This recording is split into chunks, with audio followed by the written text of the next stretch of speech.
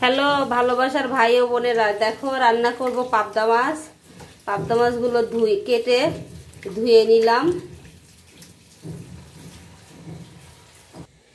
রান্না করব শাক দিয়ে, দেখো শাকগুলো ধুয়ে কেটে নিয়েছি।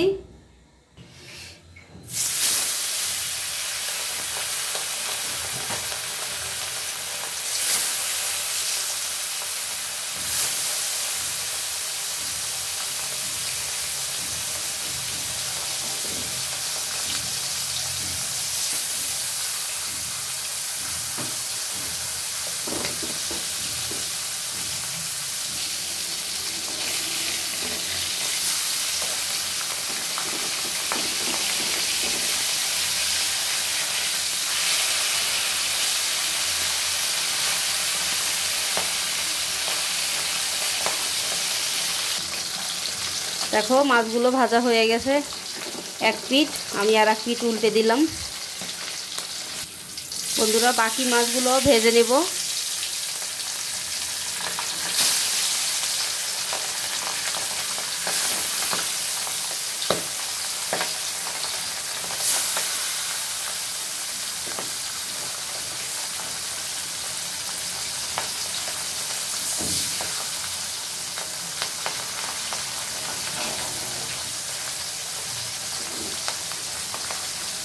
বন্ধুরা দেখো, পরের মাছগুলো ভাজা হয়ে গেছে, তুলে নিব।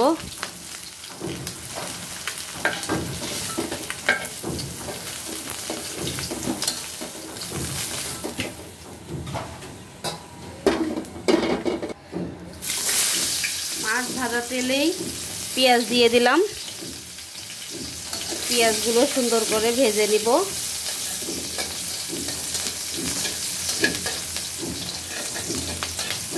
হলুদ দিলাম,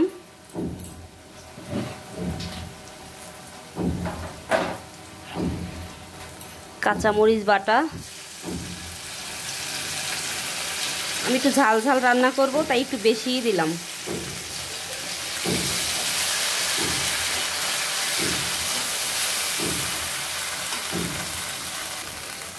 দিলাম একটু ভাজা জিরা, লবণ দিলাম।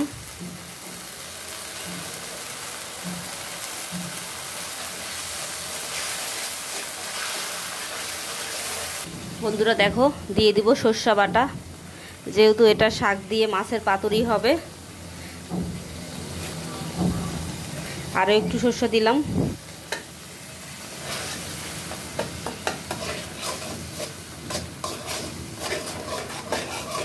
জল দিয়ে দিব।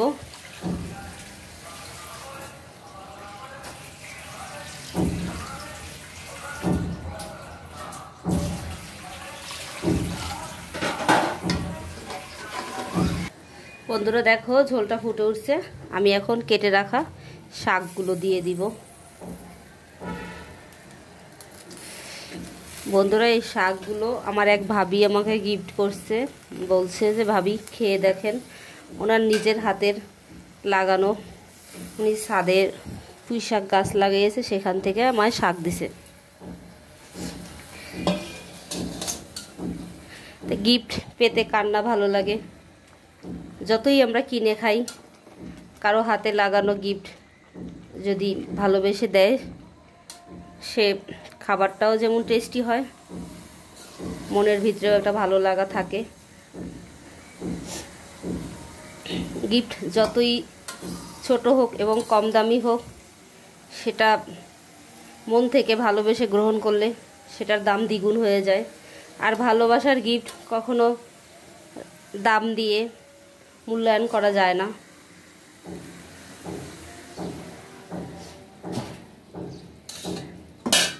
বন্ধুরা, এখন এর উপরেই ভাজা মাছগুলো দিয়ে দিলাম।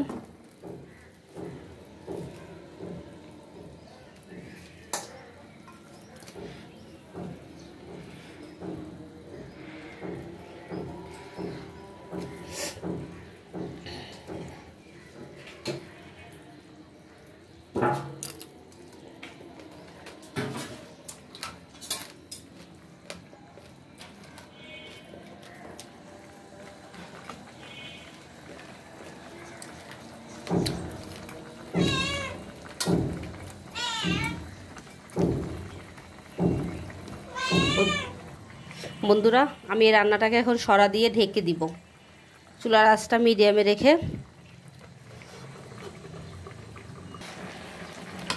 দেখো বন্ধুরা আমার মাছ রান্নাটা হয়ে গেছে, শাকগুলোও সুন্দর সিদ্ধ হয়ে গেছে।